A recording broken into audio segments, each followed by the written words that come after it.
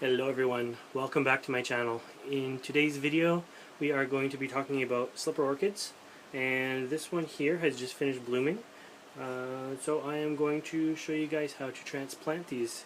Now, slipper orchids are an orchid that always likes to be kept moist, not soaking wet but always moist. You never want it to dry out, and because of that the media doesn't last as long as it would in some orchids. So for this mix we are going to use a fine mix consisting mainly of fir bark with some perlite and some moss in there. So why don't we get to it and I will show you how this is done. Alright, so here we are. First thing we're going to do is remove the old spent bloom spikes, and you're just going to take a pair of sterilized scissors to snip these off. Now I sterilize my scissors with a rubbing alcohol.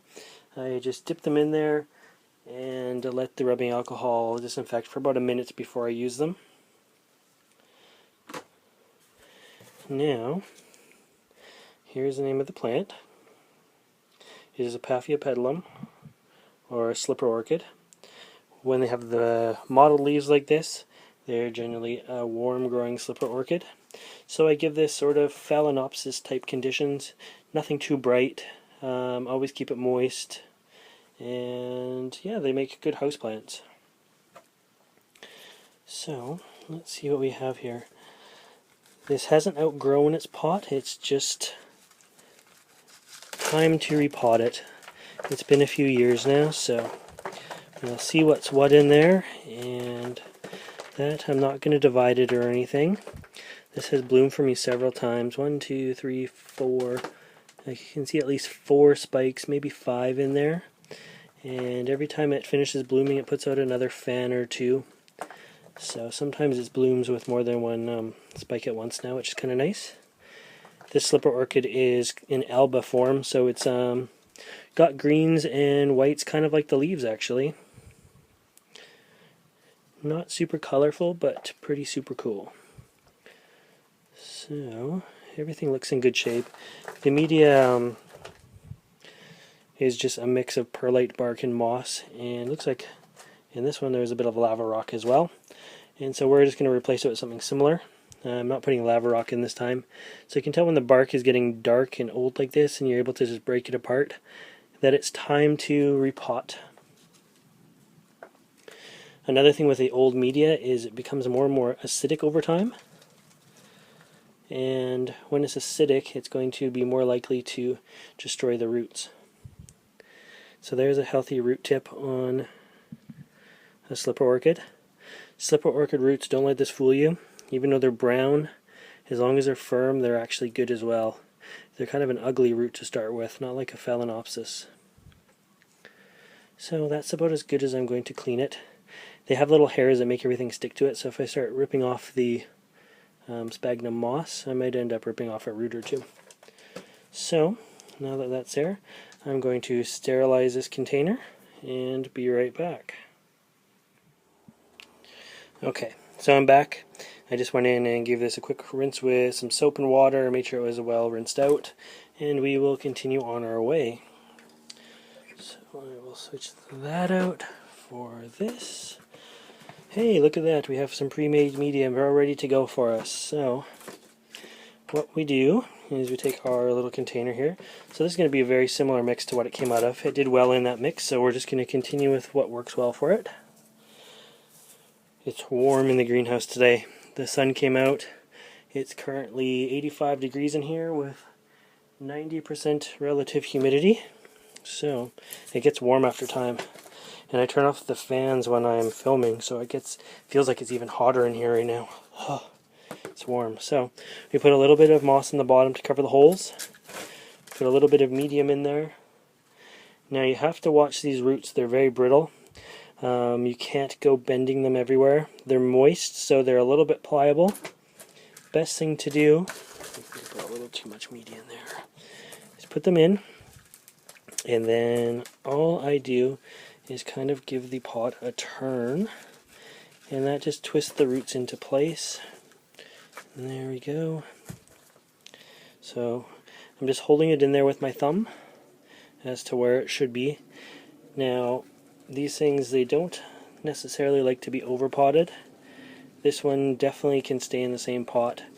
The roots themselves, they don't straighten back out, so they're kind of already formed to this pot anyways, which works out good. One thing I like to do, and there's mixed reviews on this, some people like to do it, some people don't, but works for me, is I use dry media because in this case it flows in right in between all the roots very quickly and easily. So, an interesting note about any of these slipper orchids, the frags, the paphs, unlike say a phalaenopsis, these guys don't grow air roots very well. So we want to make sure that it's planted with the fans of the plant right level with the media. If you were to plant this too high, it's going to have a hard time growing any new roots. The roots that form at the base here aren't going to form in the air. Here we go. The roots that form at the base here, they're not going to form in the air. So like this root here needs to be under media in order to form in the first place. So we want to make sure it's good and full. Give it a little pat down. Now what we're going to do is give it a thorough soaking.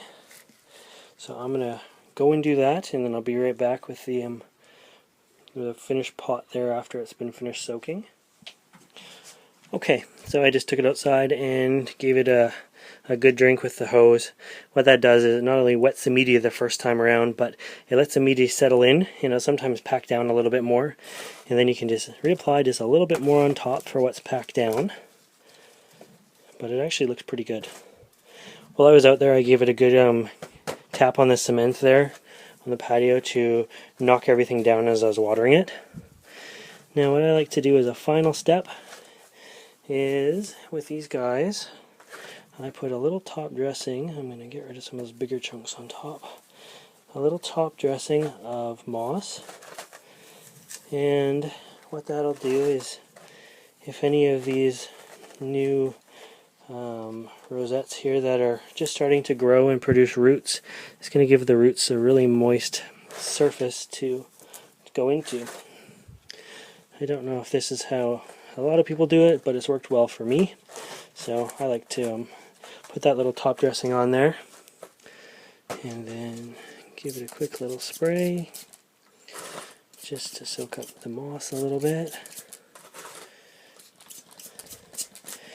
And I find you wouldn't want to pack the whole thing in moss like that, but giving that little soft top layer there that's a little bit moister than the rest is great for the plant. And there we go. So that is a finished slipper orchid, all repotted up.